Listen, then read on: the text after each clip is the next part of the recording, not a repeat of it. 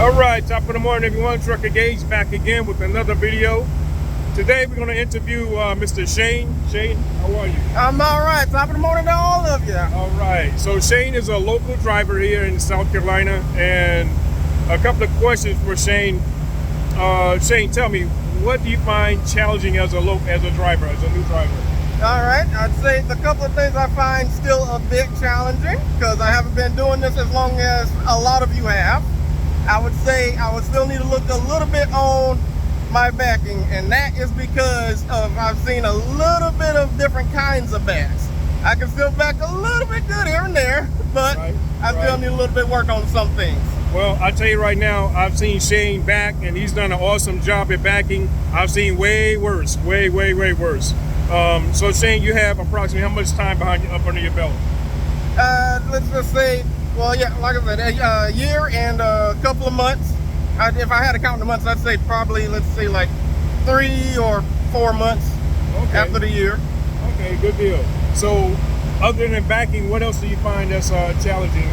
Like, do you do a lot of city driving, anything like that? Not too much because of the area.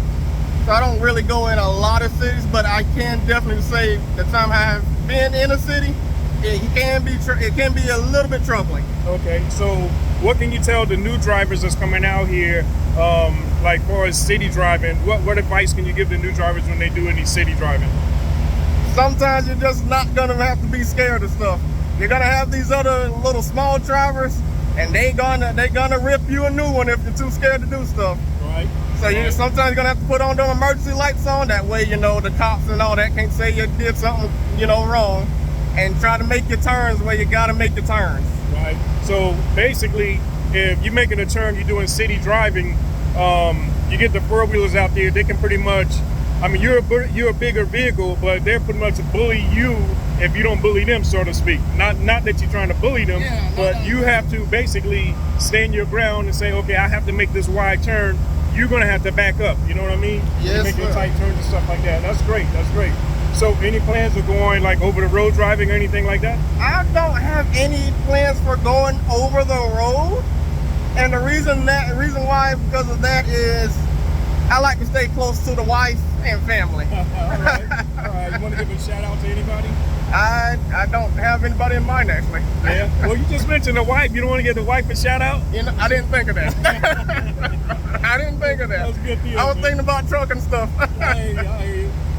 So anyway, what advice can you give the new drivers out there that's coming in, that's going to drive? Did you actually go to driving school? I did. I went to driving school in the mountains up there in North Carolina. Okay, all right. But one advice I can give y'all is it's about really the social part of trucking, and that is don't be afraid to ask for help. Okay. Now I know that can be a tall order because of the pride. Some of us got a lot of pride. Exactly. And some of us, you know, we can't stand to be looking kind of like, I done did something, you know. I know that feeling. I had that problem myself.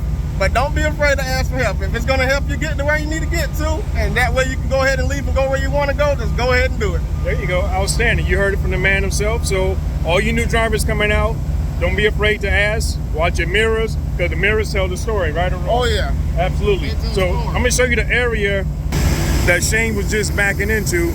And he pulled the truck in, he whipped around and backed it straight in, and he put it into this spot right there. Did a great job, awesome job. I seen him do it like 3 different times, 3 different trailers. He brought that trailer, and the one that he's hooked to right now. That's a great job there, Shane. Thank you. So that's great, man. It's good meeting you. And once again, anything else that you'd like to put out? Let's see here. Anything else? Well, a lot of y'all that's already been in trucking for a couple of years already know about the patience.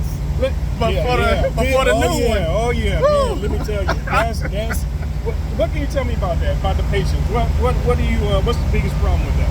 Holy something when it comes to patience, it can be in any area of patience. And by any area, you can be too aggravated about something, or you can be like, come on man, I could have been had this trailer or something like that. I've been through all of it. So is it like an issue with, they're trying to get you out of the sun there. So is it an issue with like getting your trailer loaded like in a hurry, or is it taking too long to get it loaded? Or sometimes it can be like that. Like Like you would think after like 4 or 5 hours it'll be like a whole bunch of pallets, but then when you go to lock doors and all that, you just see 4. Right, just right. 4 full pallets. That's it. Right. So Shane, do you have any issues with with snobby shippers and receivers? People just treat you below, just like you're inferior to them? Well, so far, not really. Not really. That's really. just because I haven't gone to as many places.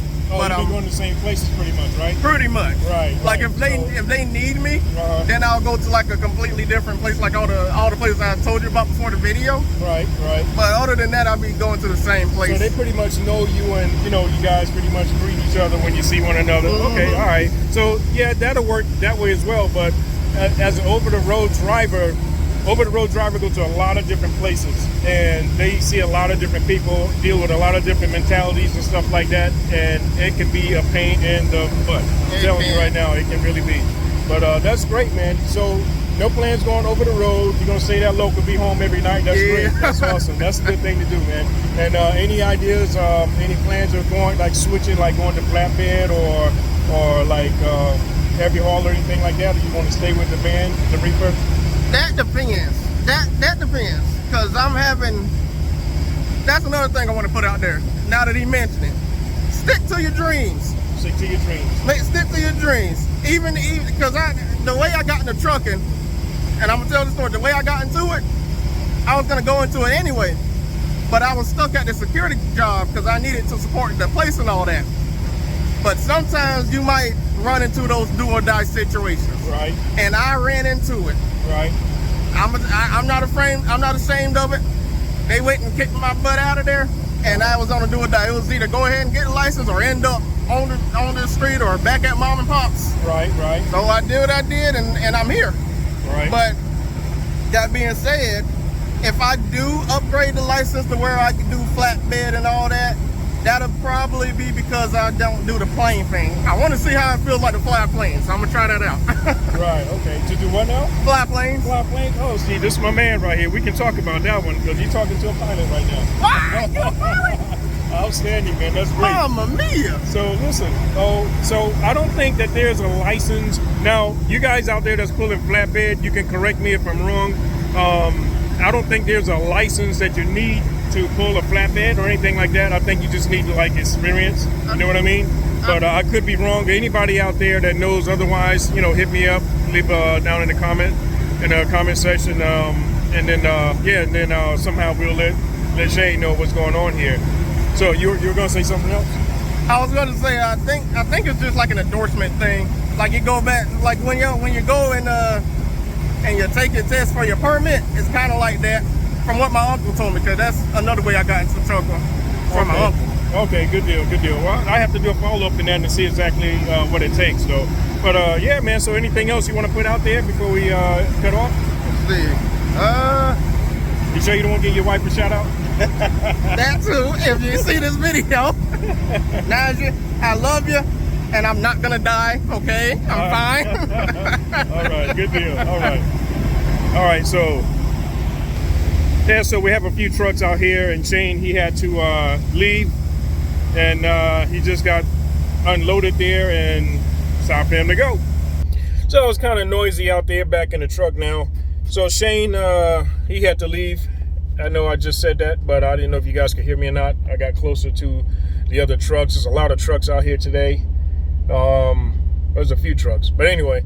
You guys take care, and all you new drivers, you just spoke with you just heard the new driver, Shane. He just gave you heads up on a lot of things that you could look out for, be to help you along the way.